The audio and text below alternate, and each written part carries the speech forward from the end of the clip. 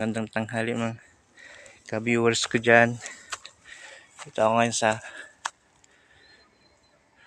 bundok po ng Mindoro. Dito po sa lugar po namin. Papakita ko po sa inyo guys yung lugar namin sa Mindoro. Bundok po to. Ayan. Ayan po, malaking bundok po yan, mataas po yan. Yun po yung isa, yung tinatawag po namin Dibuto. Ang tawag po namin dyan ng mga taga dito sa Colonel Mindoro, mga Dibuto po. Malaki po yan, mataas po yan na bundok. Ito naman po, may tawag po kami dito sa bundok na ito. Alam nyo na po yun ang ibig kong sabihin. Kasi ang install po nun talaga, may bitak po sa gitna yan. Malalim po yan. Pag nandun po kayo sa kalsada, doon sa kalsada po doon, makikita nyo po ang style ng bundok na yan, kung ano yan.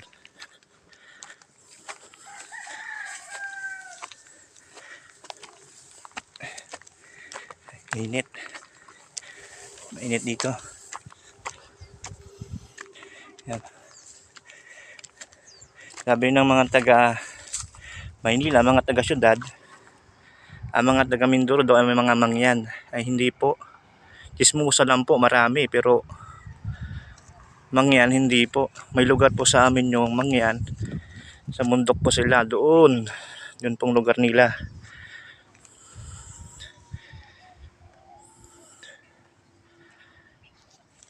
Sinasabi po kasi ng taga Manila, mga taga syudad, yung mga taga Mindoro ay katutubo. Hindi po lahat. Ito po lugar po namin yan. Yan. Di ba? Dami puno, di ba?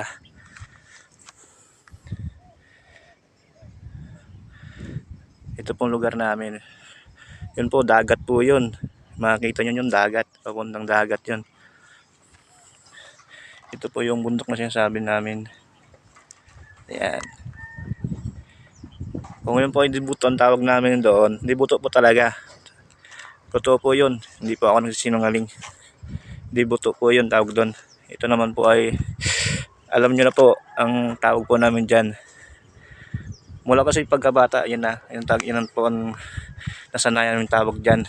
Kasi yung gitna po namin talaga, real na real po talaga. Parang ganun sa iniisip nyo.